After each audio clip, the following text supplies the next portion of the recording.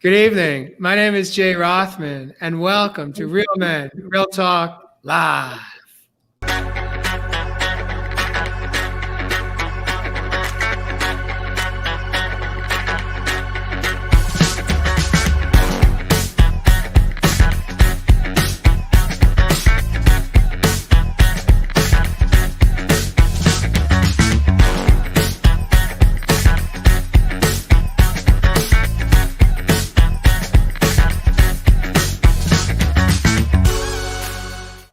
Hi, good evening. Again, my name is Jay. I am the host of Real Men, Real Talk Live. I'd like to introduce my co-host this evening, coming in from the man of the land from down under. He calls Australia home. His name is Evis Love. Heath, welcome to the show, Ev.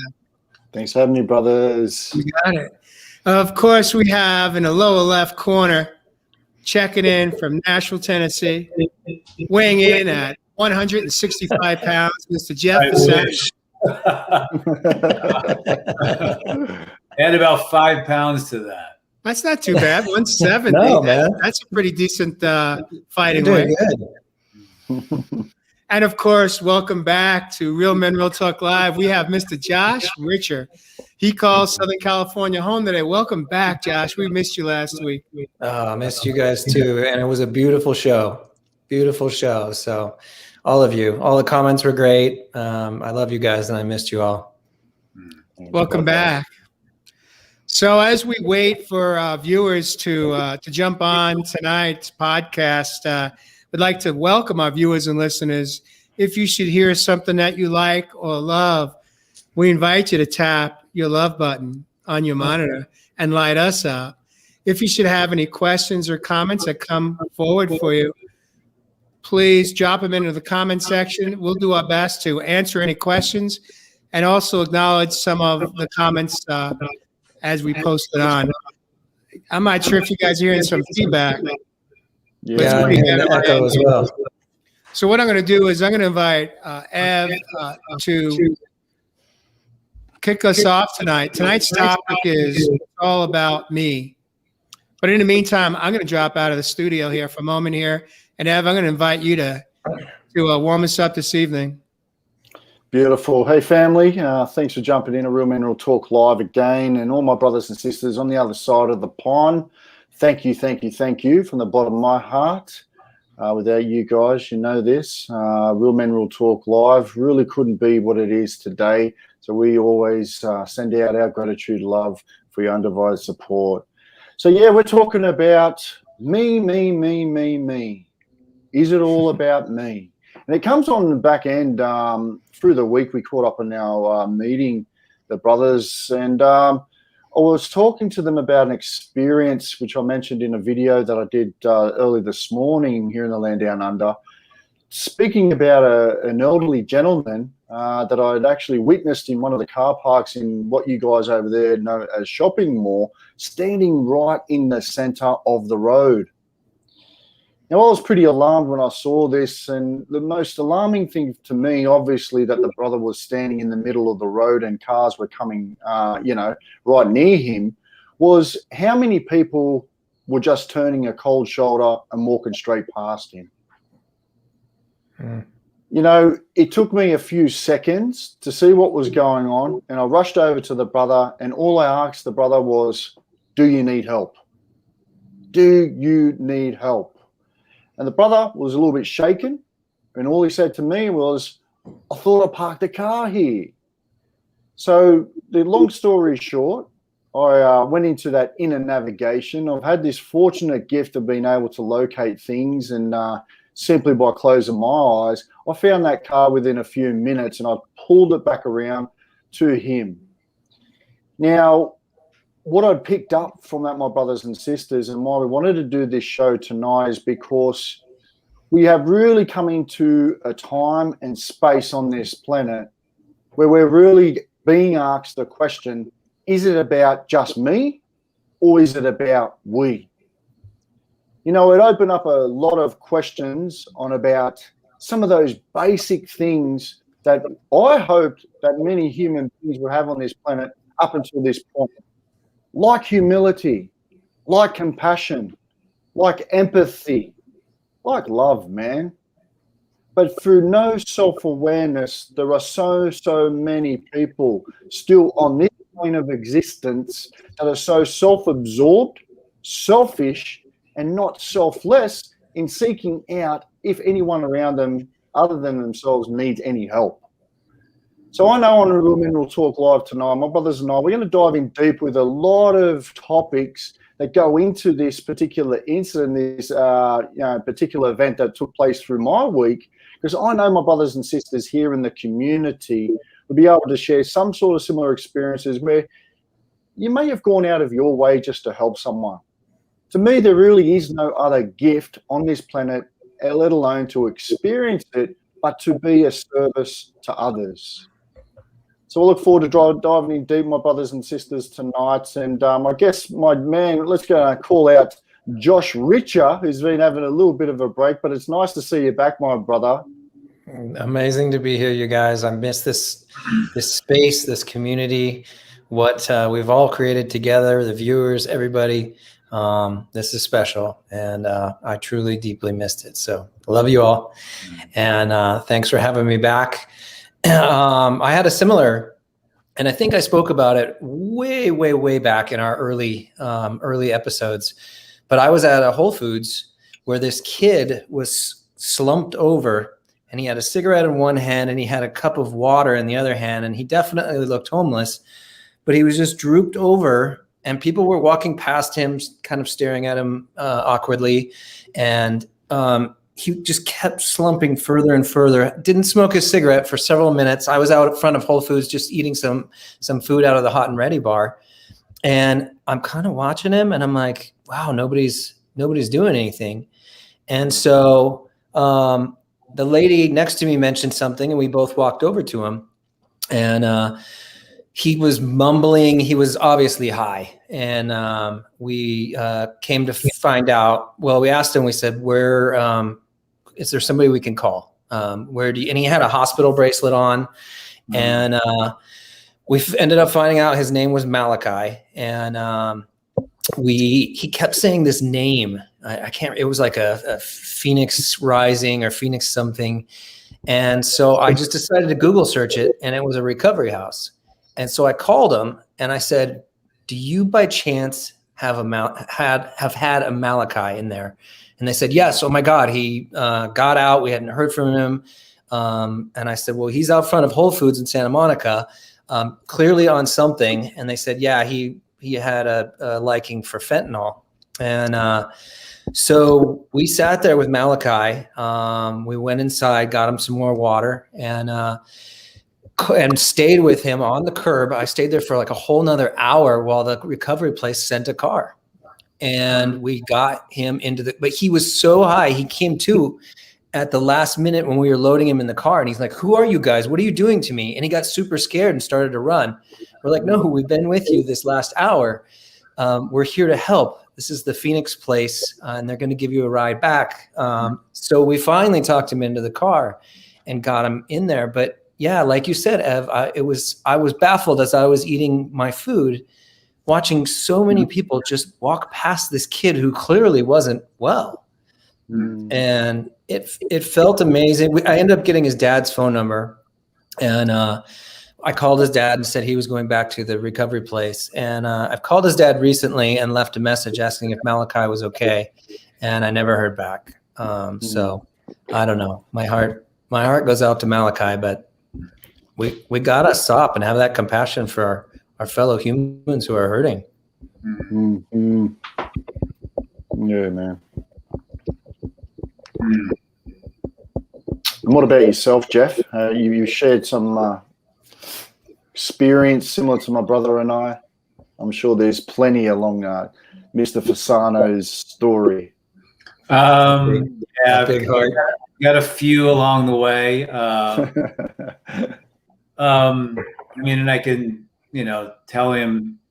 But one of the things that popped into my head when when we brought this subject up is looking at the world in general, looking at, I call it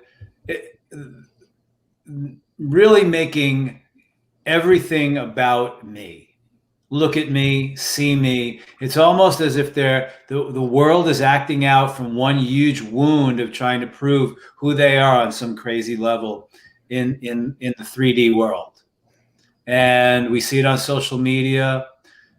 We see it on so many levels of people making it all about me. It's all about me.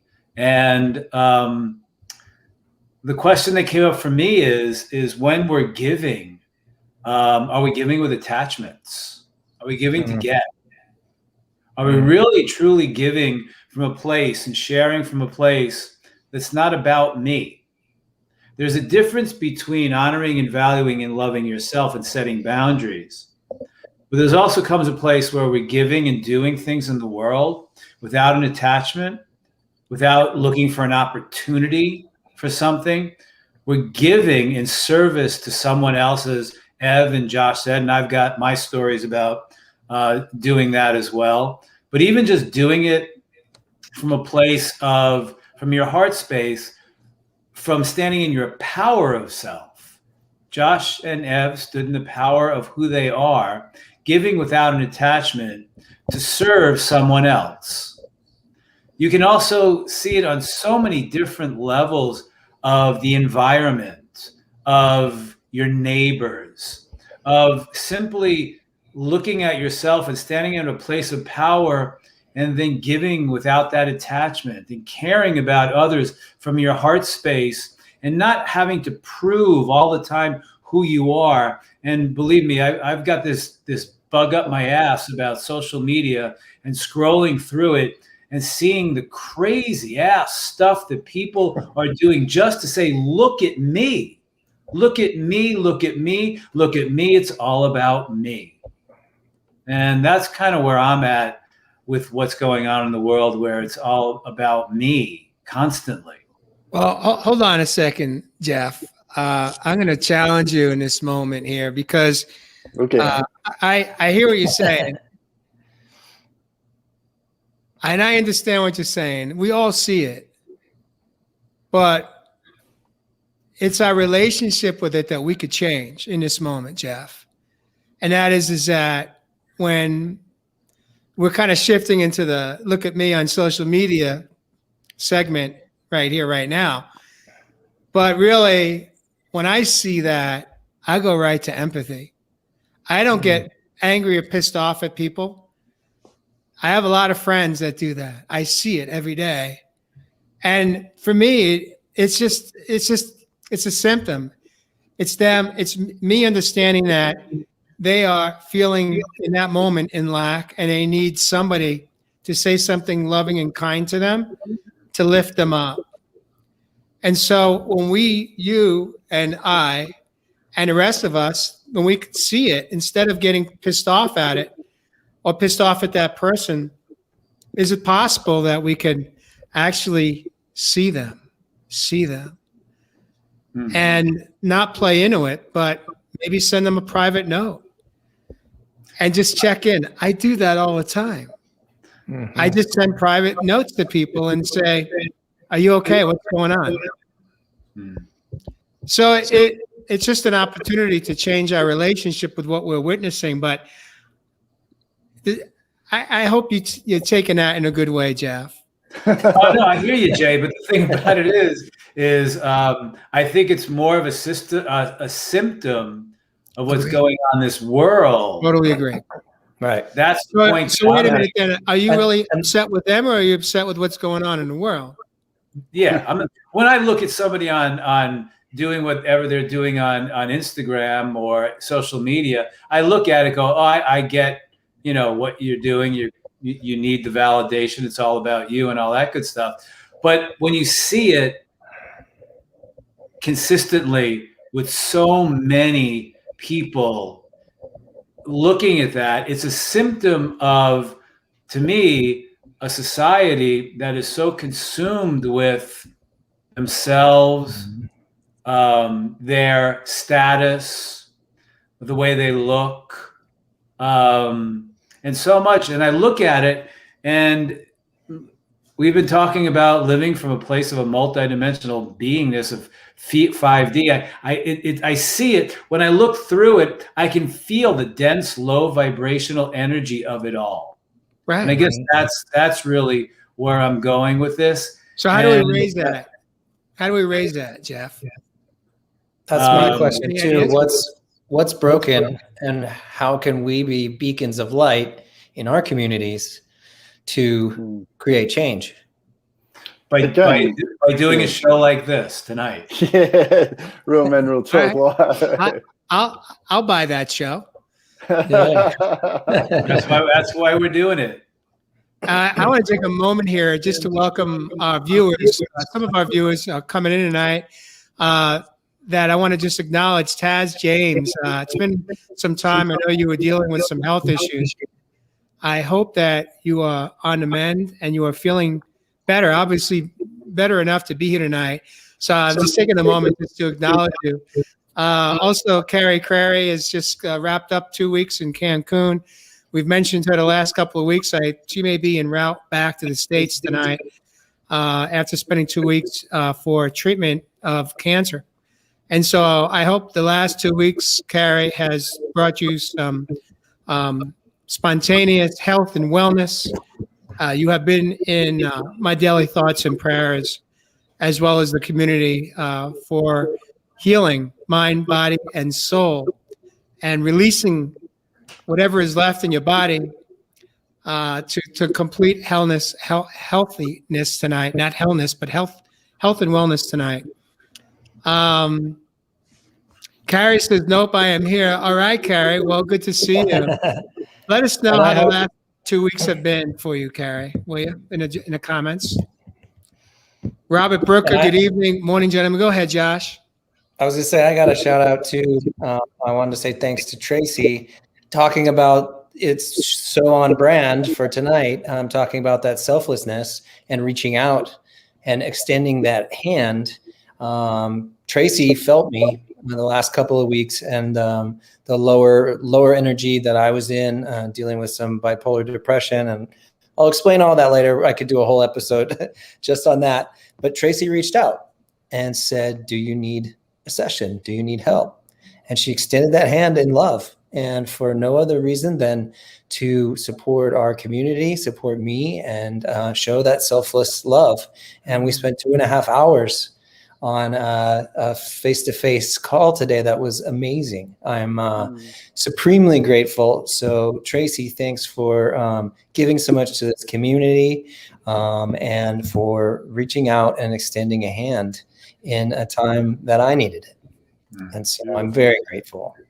Beautiful. But it's so on par for tonight, because she just reached out all on her own. In fact, she reached out to Jay and said, do you think I can talk to Josh? So beautiful soul. Her sessions are insane. You guys you all have to get one. Jay, I know you were saying Mary had one, but you hadn't yet. You have to experience Tracy. She's beautiful. What a fun, bright light. Let's do it, Tracy. I want to bring back a question. Josh, this question was posed to you from Shannon Thompson. She says, Josh, do you think people are just busy with themselves or possibly don't know what to do? She's referring back to your story earlier in the show.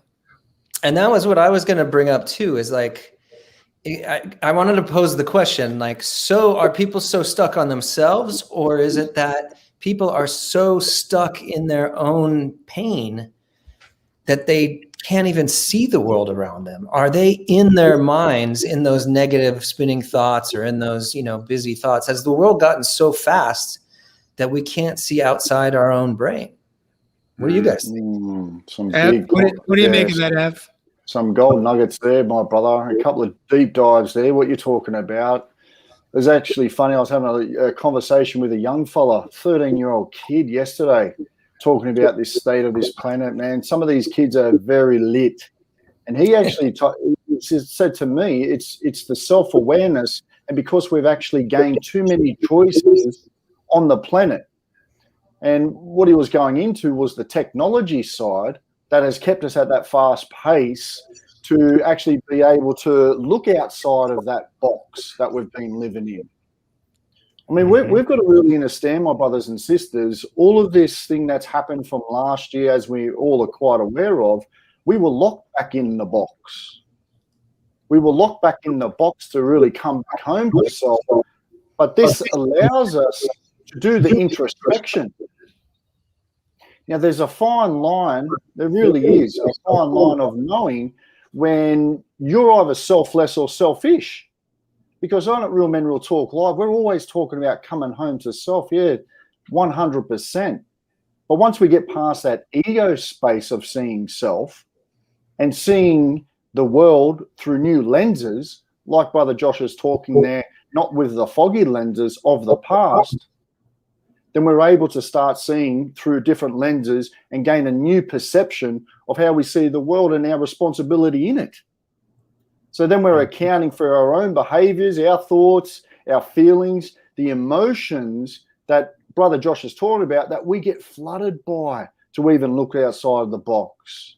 You know, in my experience, I'm sure there were many people, it was at the end of the day, they would have been stressed out of their brains. They would have been going from work. They would have probably had to get home to families and, you know, the story, all the other things. So, yeah, people may not have that so-called time in the world, but really being able to do that introspection and gain these things that we're talking about, like that empathy and compassion, can allow us to really liberate ourselves and free ourselves to get out there and actually see what's going on in the world. You know, I love what you just shared, Ev. I really didn't take time this week to really go back and think about if I have any profound stories like what you and Josh shared this evening. But I will share a current one that I encounter quite often when I'm on the trails and the hiking trails. And as I approach or walk by others, I pay attention to how they're showing up. How much water do they have? Now in the winter, it's not a big deal. But when right now it's springtime and it's already hovering around 90 degrees in Sedona, it gets hot quick. And when I see someone walking with a 16.9 ounce bottle of water and they don't have a backpack and they're only a quarter of the way into this trail, I know that they are putting their health at risk. Many times I'll ask a stranger, do you have enough water? Are you okay? I have not once had someone say, no, do you have any water that I can have? Now, I'm not asking them that question for any other reason than to make sure that they understand that they need more water than they have. And if they need more, I carry on average 2 to 3 liters. So if they need extra water, I'll give it to them. I've been there. I was on a trail early on back maybe in 2019 on an 11-mile hike in an extreme heat. And Mary and I ran out of water. And we had, I think, at least a mile left to go. And Mary was starting to show signs of heat stroke. And there was no one there. We were remote, primitive. And all out of nowhere, this woman shows up hiking, and she had a backpack. And I asked her if she had any extra water. We were in trouble. Mary was not going to make it out. There's just no way. She and we were both out of water, so it wasn't that we could share it. Thankfully, she said, yes, I always carry extra water with me. Jeff, I'm going to ask you to drop out for a moment because it appears as though the echo may be coming in on your end. I forget how to drop out. Okay. Now, why do you think that is that people refuse? Is it that this, as a society now, we're not used to people extending a hand? We've gotten so used to having to deal with our own world, and we're uncomfortable asking for help? It's a beautiful question, Josh, and I think it's twofold. It's one thing if you're afraid to ask for help, but it's another thing when help is offered and you you don't accept it. Dude. I actually had a large group coming through here a couple of months back, and they weren't even a quarter of the way in, and I could see, and no backpacks. They were down to this much in their 17-ounce bottle of water. And I just told them, I said, are you heading to Devil's Bridge? And they're like, yes. And I'm like, not today. You're not going to make it. Not with what water, what lack of water you have. I would suggest you guys reconsider trying to make the Devil's Bridge and back, because you're gonna run out of water. When you run out of water, you're gonna get dehydrated. You can get sunstroke, and you may end up in a rescue situation. So, I think for some people it comes down to ego. Mm-hmm. Much of the time, it's about ego. We are embarrassed that we're, on some level, what we're hearing someone say is you're being called out, that you've done something wrong. And once again, that little Josh, a little JJ, a little Jeffrey, a little Ev is being called out that we've done something wrong. Mhm. And as long as I don't acknowledge that I'm in trouble, then I'm okay. Then I'm still, Right. I'm okay now. But if I have to admit that I need help, then it means I'm lacking strength, I'm lacking intelligence, I'm lacking brilliance, I'm lacking something. I failed. Mm. Mm-hmm. It's funny, as I was asking you that question, I thought what I would do if someone noticed that I had a small amount of water left and you walked up, Jay. What would I say? And my first reaction was from that ego space of saying, "No, I'm good. Thanks. Yes. I got this." Yeah. Taz James, Josh says, Josh, many are afraid to say or do anything because they don't know the right thing to say. That's going back to your story. The right thing is, I care, I love you. Now that's beautiful if it's someone you know.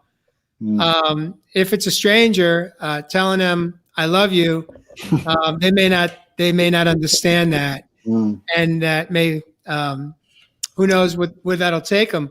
But I do love the I care part, and I think that in a moment we'll know what's appropriate to say. Yeah.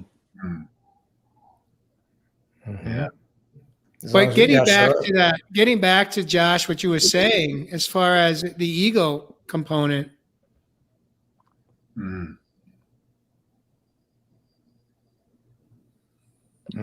Is Jay muted? No, I'm in pause. Pregnant pause.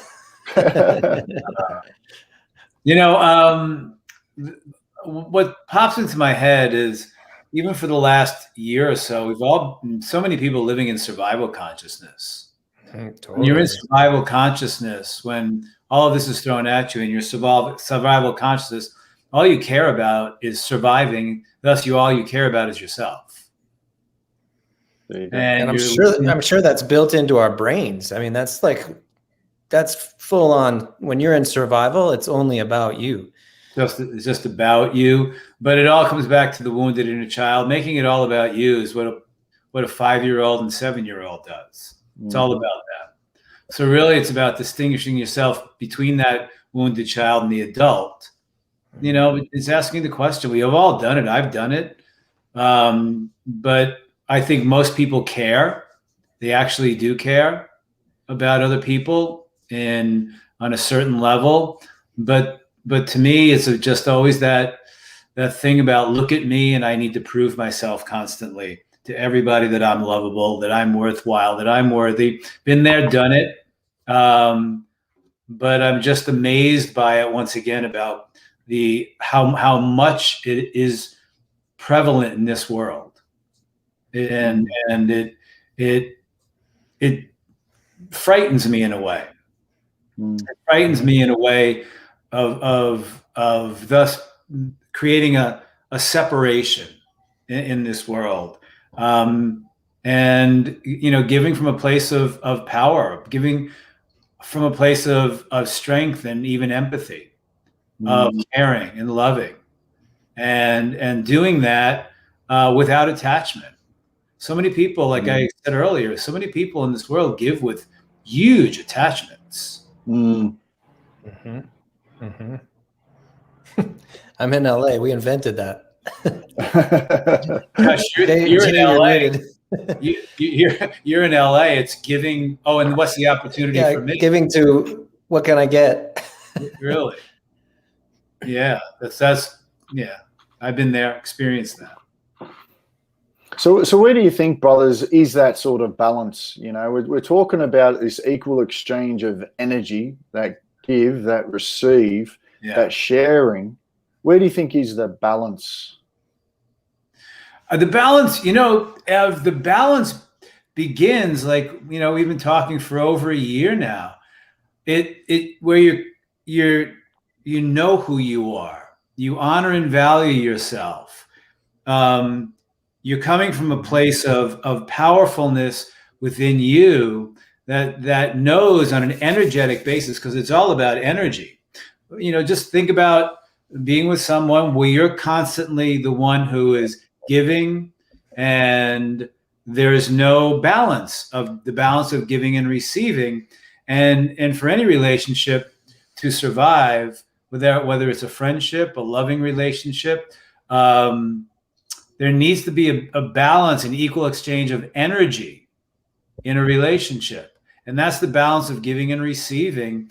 And a big part of it is really learning how to receive from others. I've been on a crash course of that in the last year and a half or so, of really learning to open my heart and learning how to receive without the notion that if someone is giving to me, then, oh my God, then I've got to give back right away. Mm. So there's my attachment to receiving. Mm.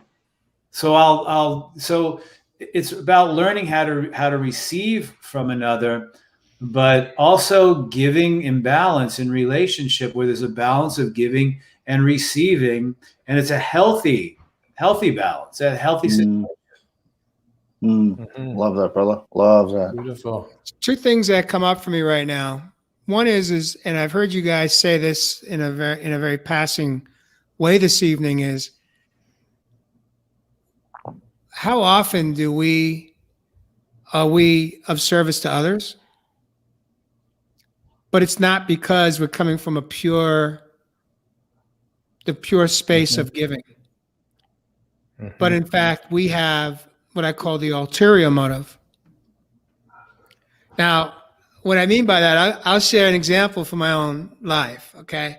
For years, I was so focused on my ex-wife and what she was doing and what she wasn't doing, and paying very close attention to her behavior, and in a very, let's call it, very attached way, Jeff, very codependent way.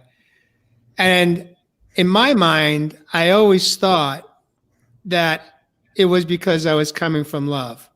And it wasn't until I stepped out and really started on my own healing journey that I began to understand that I had a different motive. My motive wasn't pure. My motive wasn't clean. And the truth is that I wasn't okay as long as my wife wasn't okay. So for me showing up, trying to be of service to her, wasn't coming from that pure, clean space of her being okay. It was, if she was okay, then maybe I had a shot at being okay. So I was being of service to somebody else so that I'd be okay. Now that was my truth. I didn't know what I didn't know.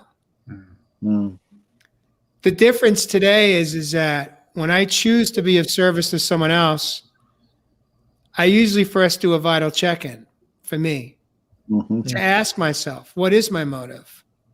Am I coming from pure, clean love for somebody else without having an expectation? Well, I'll do this for them, and then I want something back in return. So, for example, Josh, the last 2 weeks, as you've navigated through some choppy waters. I had only one motive, coming from love, coming from pure empathy, feeling your pain, having been there, witnessing it, watching it, being part of. And I had no expectations from you. I had no agenda other than just to let you know I love you, I care about you, I'm here for you. And it changes the relationship for me as being of service to somebody else when I know that let's call it my moral integrity is intact. So, does this make any sense to you guys? Like, anybody else want to kind of jump in? 100%, brother. Where do you think that original motive, like you said, or expectation came from that you had with your ex-wife, Jay? There we go, Ev. There's the setup question. Brilliant question. Brilliant question. It's almost like it was rehearsed. All right. So here's the truth bomb right here. I was never okay in my past because, you see, I was dependent on someone else to make me feel better about me. I lacked self-love. And I was in relationships that I had no business being in because I was putting a responsibility on someone else to love me just enough so that I'd be okay. That was my truth. I think it's most of our truth. Is because if I wasn't lacking self-love and I didn't abuse myself the way I chose to abuse myself with addictions, I wouldn't have made the choices I made in my life, in my relationships. I would have shown up differently. So for me, what I was lacking was love of myself. What I was lacking was understanding how wounded I was showing up as an adult, husband, father, son, sibling, friend, an employee. And so I always had a motive. My motive is that if I do this for you, you're going to give me something back in return. It's the unwritten agreement, gentlemen. That's what we're talking about here. So how do we? That was gonna be my question, Jay. And in that moment of unbalanced giving, were you keeping score? No doubt. No doubt. The scorecard was always out. You know, in relationships, the scorecard comes out somewhere around the 6-month mark in many relationships. And then it starts to stack. And it's like there's not enough scorecards available. You got to keep ordering more from Amazon today. Right? Of course, there's a scorecard because why did you ask that question, Josh? Why do you think there was a scorecard? Huh? I've been there too. I was in an 8.5 year, and I thought I was so great. I was giving to give, but I was secretly keeping score. And if you're keeping score, that's not from a heart space. That can't be from a heart space. Right. That's from a head space. There you go. If you're tallying points, that's a sign that it's not pure. So I go ahead, Jeff. Go ahead, please. No, I was going to actually make a joke. Go ahead, make a joke. Come on, spice it up, Jeff. I was so on this social media. It's like taking a selfie on social media, saying, "Hey, look at look who I'm helping right now." You know. So what would you say to someone like that, Jeff? I'm calling you out, my brother. So what would you say to someone like that taking a selfie in their motive that they're trying to inspire people? Are they trying to inspire people, or are they saying, "Look at me"? That's the big question. Really? That's the question. Jeff, it broke up at the end. Say the end part again. What? I got it. I forget I just totally forgot what I said. Okay. It'll come back. It'll come back to you, Jeff. Take a moment to pause and take a deep breath. While you take a breath so that we don't lose you on air. Mary Kelly says, our parents did not teach us how to get in touch with ourselves. Taking care of others helped us deter from ourselves, from feeling our feelings. And that's a truth statement right there. At least that was what I experienced. And it's not about blame. Again, I could tell you Mary's not, her comment, she's not blaming her mom or dad. And certainly I'm not blaming my mom or dad. Our parents did the best they could with what they knew and what they didn't know. And what it comes down to is it's okay. As long as we as adults have our own awakening and show up and grow up. And that's us taking accountability for our own choices in life now. And ultimately, you know, one of the greatest changes in my life is that I reach out to people all the time today. And it's so beautiful to be able to be present for others without a scorecard. And I could tell you guys that I didn't know it was possible to be in a committed relationship and not have an internal scorecard that was all up in here. I don't have it today. There's no reason to, because I'm taking care of myself. My partner's taking care of herself. And then we get together, we meet in the middle. I want to take us to another segment here, guys. What is the difference between being selfish and selfless? And is one not healthy, or are they both okay? Who wants to jump on that one? Selfish and selfless. Yeah. You're doing something for yourself at the expense of others if you're selfish. I mean, selfish is looking, you know, hey, how you doing? Let's go out for lunch. What's my opportunity with going out to lunch with you? It's not about the other person. It's not about even getting to know an interest in another person. It's about, I look at that person as an object as an opportunity to get me something. That's totally selfish. That is no regard for another human being or another person. You know, I'm sure I've done that in my life along the way somewhere. And I've had people do that, wow, hang on to this guy because it'll be a great opportunity for you. That's selfishness. That's what I meant when we brought up the subject in our meeting on Tuesday nights about, are you making everything about you? This is an opportunity. Are you even denying that there's some wonderful soul across from you and wanting to interact with that person? Or are you looking at everything as an opportunity for you? And, that's what I was talking about, but also about how many people out there, and I know I've done this, you're giving to be loved. If I give to you, if I do for you, if I take care of your needs in this moment, the reason why you're doing it is because you're doing it because you need to be loved, thus proving that you're worthwhile, that you're needed, proving that you're needed.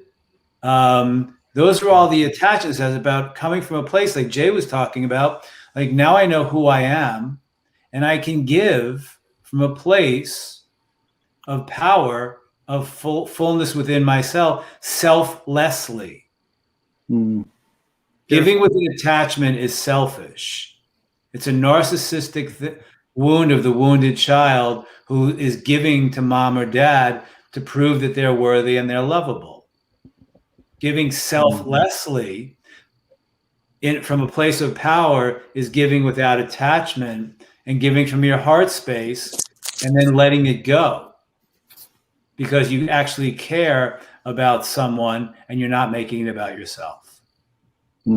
Thank you, Jeff, for sharing that. I want to post the question that Carrie's asked, and maybe Carrie, you could expand upon it, because maybe I'm not getting it all in this moment. But she says, "Why can't we feel beautiful to ourselves?" And I'm not sure what you mean by that. If you heard something from tonight's broadcast that led you to ask this question.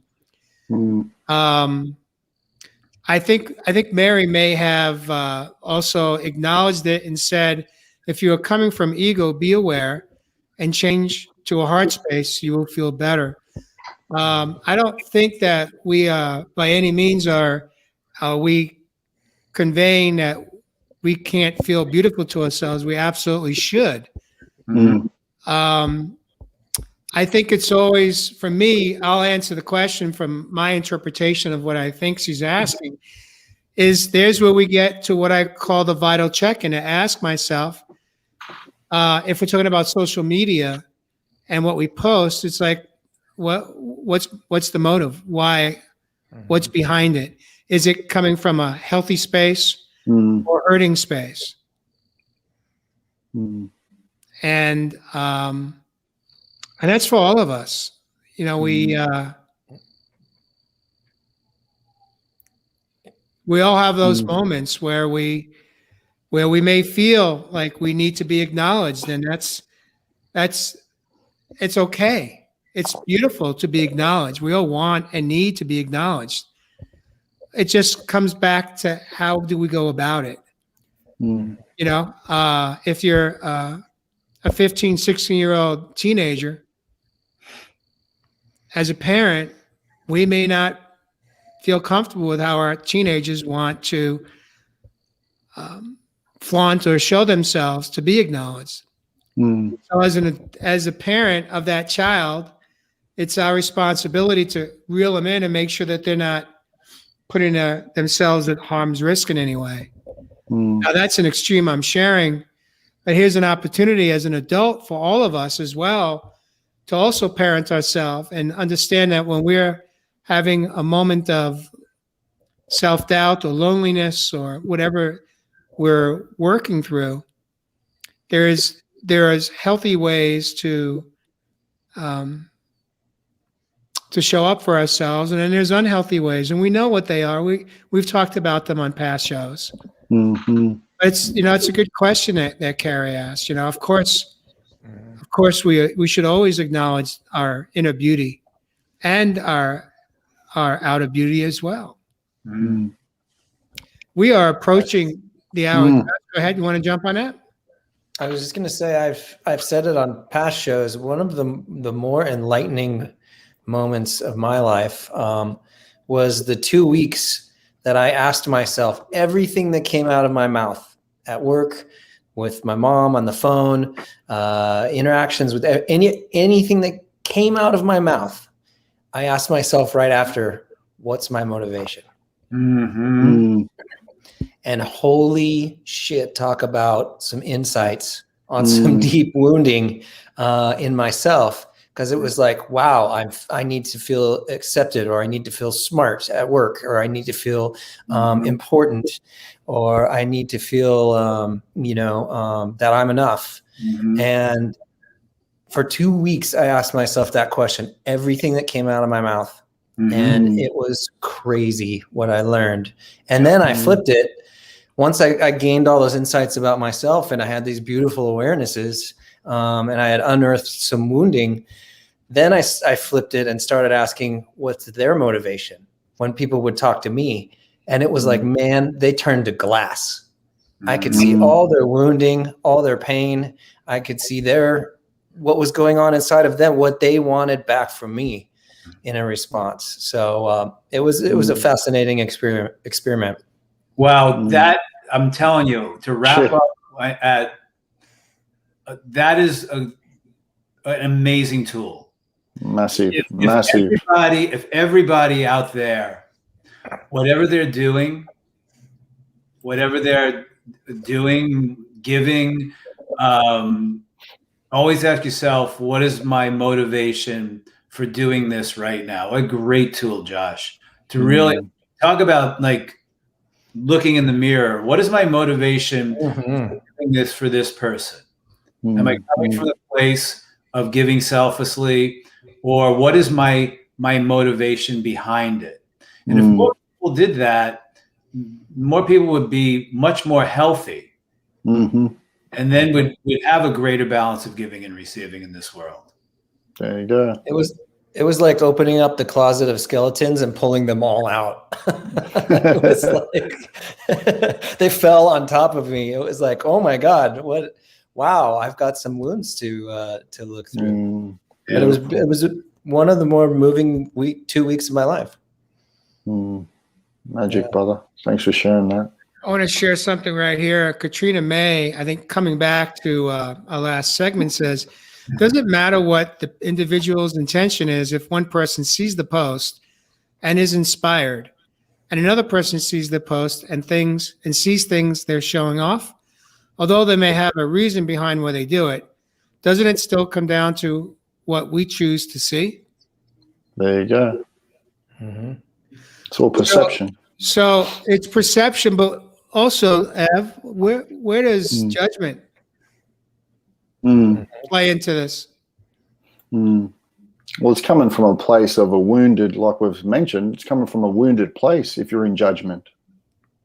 What I'm saying, if you're on the other side and you're looking at something, as Jeff had brought up, and you're not at peace with it, for you as the viewer, there's a judgment play in that.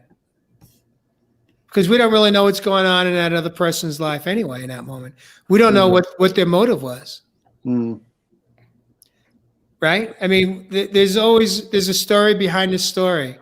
And at the end of the day, I really believe what it comes down to is just checking our own temperature, checking our own judgment, and being able to love everyone in the space right where they're at.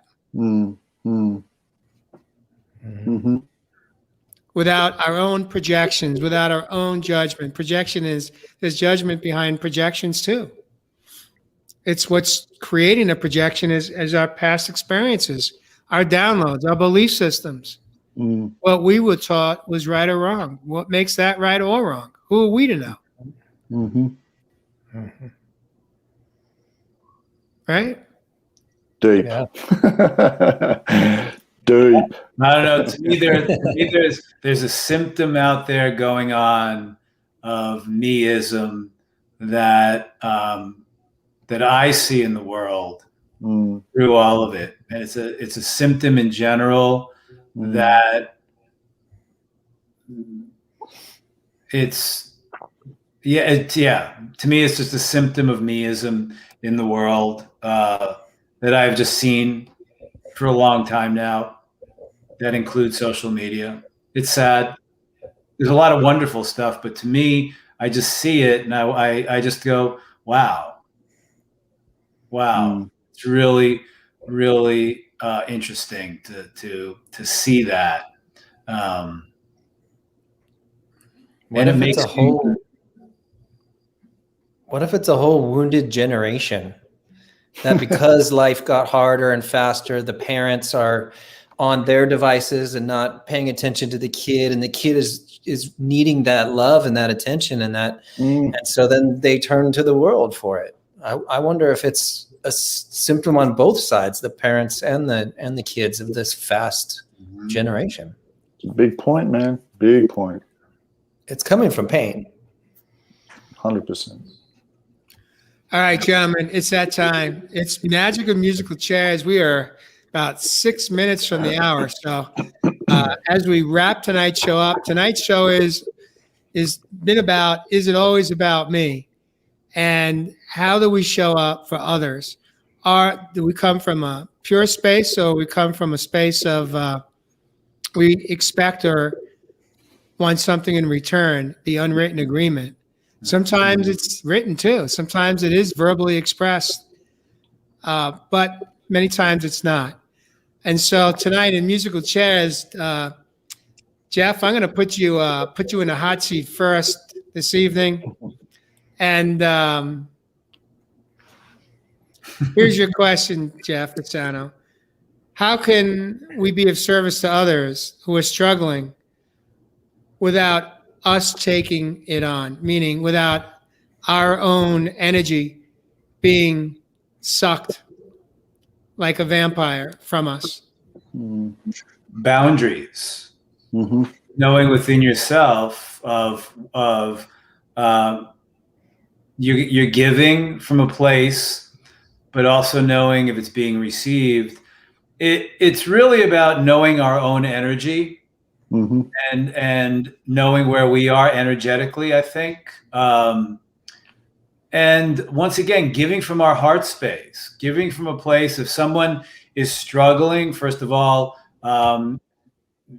for me, it's never offering anything that's unsolicited. I think the first step of a balance of giving and receiving is if you see someone who is out of sorts, someone who is in a place that is disconcerting, in a shadow period, dark night of the soul. The healthiest way of going about beginning to give is asking if they are open to receive something that you'd like to give. Asking that question from a healthy place. So then you're not forcing energetically yourself on someone with your opinions, with what you think they should do, where they think they should be. Do this, try this, do this, do this, do this. You simply ask the question. Are you open to receive some help? Are you open to receive some guidance? Are you open to receive some support? I'd like to share something with you. And then when that person either says yes or no, based upon where they are with receiving love, and some people might just say no, then you can open your heart space and say, I see what's happening with you. I'd like to share this with you right now. And then you share energetically what you need to share, but then you know the boundary, your own boundary energetically. Beautiful. Beautiful, brother. That leads to a healthy balance of giving and receiving. By asking the question, you're coming from a place of power. So if I may paraphrase what I believe I heard you say, Mr. Pisano, it's the B word. It's setting a healthy, loving boundary for yourself when you step in. And what that means to me, how I interpret that, is that sometimes you need to know when it's time to step back out. Right. There you go. Because we may think someone is ready to accept a hand or receive a hand, but when we find that all of a sudden they're not, they're blocking the gift, they're blocking the blessing, and or it's taking too much out from within me, I then have to pull back or retreat. And that's me or you taking care of ourselves, because no one is going to do that for us. It's no one's responsibility but our own. So I think I got that right. Did I interpret? Was that an accurate interpretation, Mr. Pisano? Yeah, it's like, and we've all experienced this. If we're in conversation with are we in a conversation, or when someone is speaking and they're speaking, or they say yes and we're expressing ourselves to help them. We all know when they've shut down and they're not listening any longer. And you could feel that, because if you're in tune, if you're really in tune with yourself energetically, you will feel when that energy is hitting a wall and it's bouncing back to you. There you go. Yeah.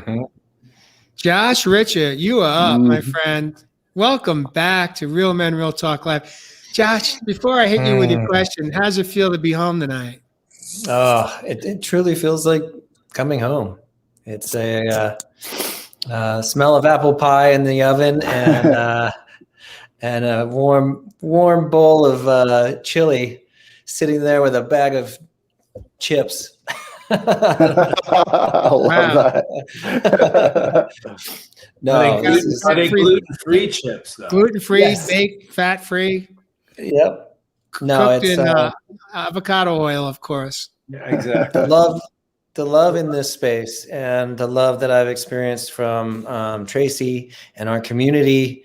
It's truly special what we've all done together, and it's not the four of us; it's all of us who have done this together. And so I'm in deep gratitude. I always go back to that gratitude and that love, and so thank you guys. It is beautiful to be home. Beautiful, brother. Welcome home, Josh Richer. Mm-hmm. Here's your question, my friend. How can we be of service to someone else without getting caught up in the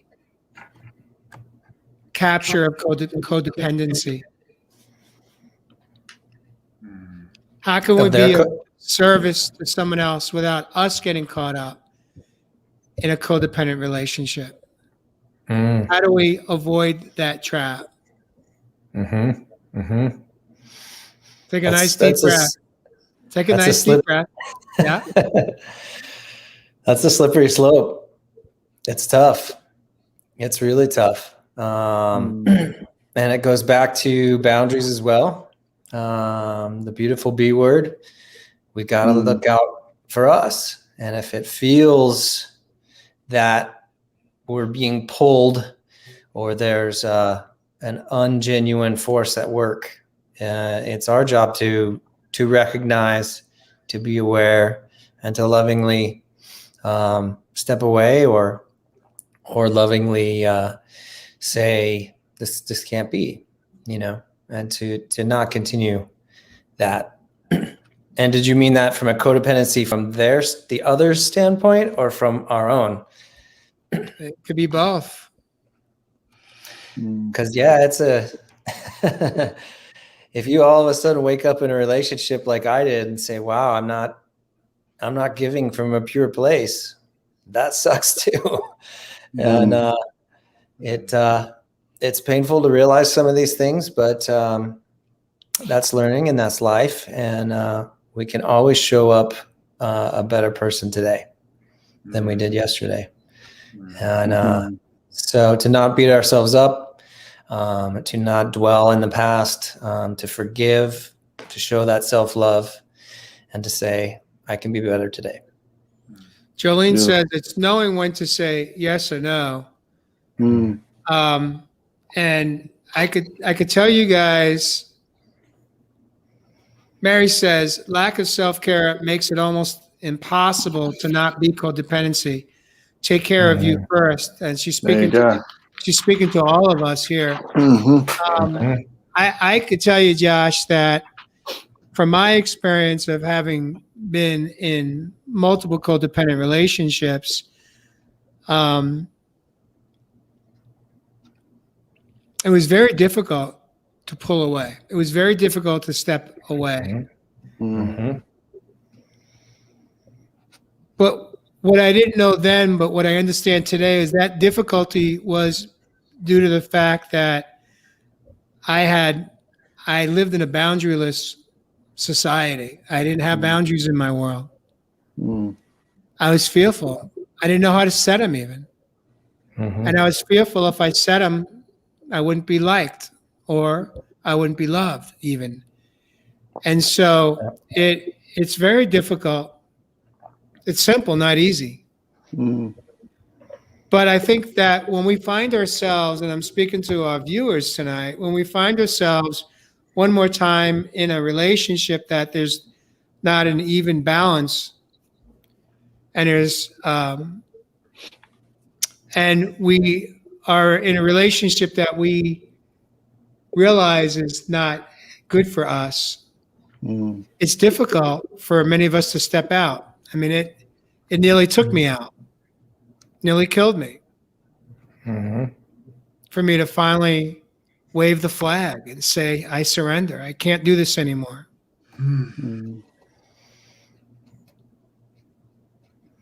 And for me, what I didn't know is that was just an indication of there was so many shadows that I needed to heal And that's the gift that we get from it. Once we have the awareness and clarity, it's an opportunity to grow. It's an opportunity to come home to ourselves. It's an opportunity to learn how to set loving boundaries, as Jolene said. It's knowing when to say yes or say no, thank you, and that's okay. It's that's a tough question, Josh. Believe me, the only one who's going to get a question tougher than that may be me tonight from Ed. I think and it is. Codependency is, it feels like emotional terrorism. It really does. And it can be hard. It can be real hard. A couple exes ago, she was smart enough to be able to play off of my need to look after the women in my life. And she got those hooks in. She knew where to play me. And it was emotional terrorism. It was. It's really hard to get out. You're absolutely right, Jay. All right, Ev, I'm gonna give you the opportunity to hit me with a question, and then I'll have you close this out with your last question. All right, my brother. Jay the Rough Man. I guess, a lot of this conversation tonight, we've been going into, selfish, selfless, trying to really understand some of these words. I think really gives us an opportunity to see where we are at as individuals within our own lives. One word that sort of comes up for me that we haven't sort of hit in between, what would you describe selfhood about? Selfhood, H-O-O-D? H-O-O-D. Selfhood. Because I feel we're talking about this reciprocal exchange of energy, that give and that receive. To me, when we really come home to self and be able to see that more higher part of ourselves, we're coming home to that selfhood within ourselves. So can you repeat the question? So from your point of view, you talked a little bit about where in your life you would have felt that what we were talking about is selfish, and we're talking about that selfless. Where would that fine line and that balance be within the selfhood within your life?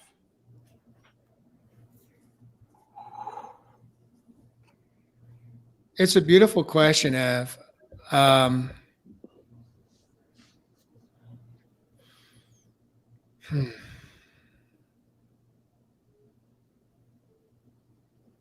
It's a slippery slope in modern society when it comes to the word selfish or selfishness. My definition of it today, my interpretation is different than what it was. Before in my past, I was accused of being selfish. Yet I didn't have boundaries. Healthy boundaries, I should say. I think today, for me, if you're not intentionally hurting someone else, that's okay. That's permissible.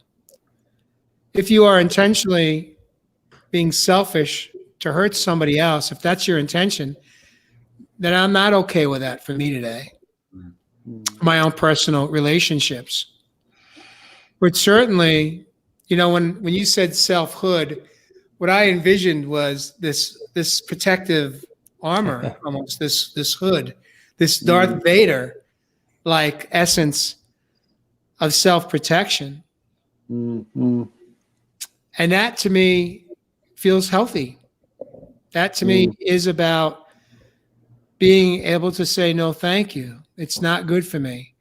Knowing when to say no thank you. It's not healthy for me.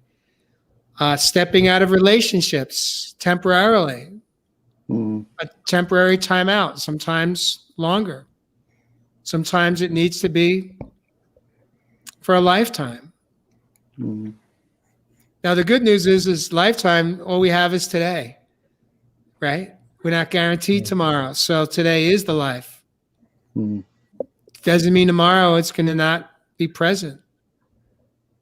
But for me, it's a slippery slope of balance, the yin and the yang between selfishness and selflessness. Mm. And I like the balance, how I show up today in my relationships. I'm at peace with it. Mm. Because ultimately it's doing that check-in to ask yourself, what is your motive? Why am I choosing to be in or to be out? And how I show up. Mm. And knowing when it's time for me to change my step, to step back, step out, and be at peace with it. Not because I don't care about you, it's because I need to care about me just a little bit more. Mm. And to be at peace with that. So hopefully I've answered your question. That was a tough question, Ev. I've never heard it described that way. It's beautiful, brother. It's why it's come up for me this week is, even tonight we touched a little bit about childhood, but a lot of stuff about fatherhood. And I thought you being, a beautiful father, being able to experience that it might sort of hit a place in your heart how you could answer. And that was beautiful how you answered it, brother. Ev, I kind of saw it as there's childhood, there's adulthood, and then there's 5D, which is selfhood. Yeah. And then I thought we need to make Real Man, Real Talk self hoodies. I love it. I love it, brother. I like that. There's childhood, adulthood, and then moving into a multidimensional existence, experience, life, which is known as selfhood. There you go, brother. I like that. Because we're all multidimensional people. If we, I guess when people think of multidimensional 5D and in some sort of esoteric spiritual sense, but we are all multidimensional beings within ourselves. We're not one-dimensional. We're not two-dimensional. We're not three-dimensional. If everybody really, when we move within and take a good long look at ourselves, we are multidimensional beings within ourselves. Jeff, thanks for expanding upon that. So I'm going to change it up in this moment. If one of you guys has a question that you'd like to ask Ev, Are you lining all up, brothers? let me find my scorecard. Look out. Wow. Jeff, you got a good one? I feel like I'm coming up dry. I want to hear from Ev. Jay asked me the question of selfishness and selflessness. And I'd love to hear Ev expand upon selfishness and selflessness. What is the difference? Even where, like, I know I've been on both ends of it. I've been very selfish and thinking about me so many times in my life from my wounded perspective of my wounded child. So, Ev, what is your perspective, your definition of selfishness, selflessness, and where can you give an example of yourself? Because that's how we learn from all of this. Beautiful. Such a beautiful question, my brother. And, why I touched on that question as well to Jay, because, over the last few weeks, we have been really having some beautiful, much maturer conversations as human beings on at Real Men Real Talk Live. And to me, that buffer right in the center, which I brought up about selfhood, it comes back to this higher self that I always talk about. You know, to each and all of us, we are really starting to experience this more highest version of ourselves. And I touched on that last week, and I know many of our people out in the community and our family are lit enough to know what the higher self is. That highest possible version of yourself. Those God-given talents, that divine source within each and all of us that up until this point, many of us have really held back to allowing others to receive those God-given talents. That buffer in the center that I want to talk about, Jeff, is really from a more divine, highest part of ourselves. When we are selfless, I feel, you know, your wants or your needs not necessarily don't come in the, the expense of others. Whereas when we are selfish, it's this constantly thinking of my wants and needs before anyone else's. You know, I'm forever thinking that when we are selfish, and to be honest, through my childhood, brother, I was told at times in my life that I was selfish. And then at other times I was told that I was selfless. Mm-hmm. So I was very confused growing up what it really meant. And it was just so that when I went into the profession of helping other people, being that service to others through health, fitness, and wellness, I started to really understand that I was sharing, like I keep saying, those God-given talents, one of those gifts that I was down here to actually share with people, to know that what I'm talking about in this selfhood, that highest part of self, is really the balance that all of us are trying to seek. Now, there's no or nothing wrong with putting yourself, my brothers and sisters, before anyone else. The problem really occurs when you're constantly thinking about yourself all day. See, what I did for that brother the other day, I did not come from a place of thought. I felt he was in need. I came from my heart space. And when I see what the balance is in between all this, and we touched on it tonight, it's really to understand, and understand that we are coming from a more higher place from the heart as opposed to up in the mind space. So we start coming from that higher selfhood as opposed to that ego self about me, where we can actually start thinking more also about we as the one that I keep saying here in 2021. So on that deeper level, my brother, I really feel it's really understanding that highest part of ourself and come from a more divine space in each and all of us. I hope that answers it. Deep. Beautiful. Wow. Ev, you brought it home one more time. That was powerful close. Wow. Peace, brother.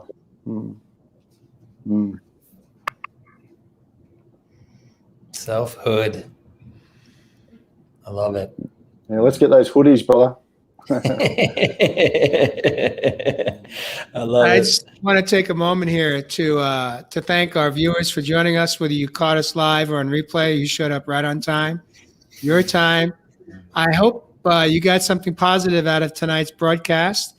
If you did, please, we invite you to share it on your social media feed to help us grow organically. The healthiest way to grow is through the organic share out. So we invite you to share it out. And we also invite you to do a couple of things this weekend. First and foremost, take care of yourself. Do some self-care. Take time to play. Take time to connect with others. Take time to connect with yourself. Take time to honor that beautiful soul that you are. You are worthy of love. You are worthy of being seen. We see you tonight. We feel you. We understand you. We're here to honor you. We're here to respect you. and we're here to love you. Mm-hmm.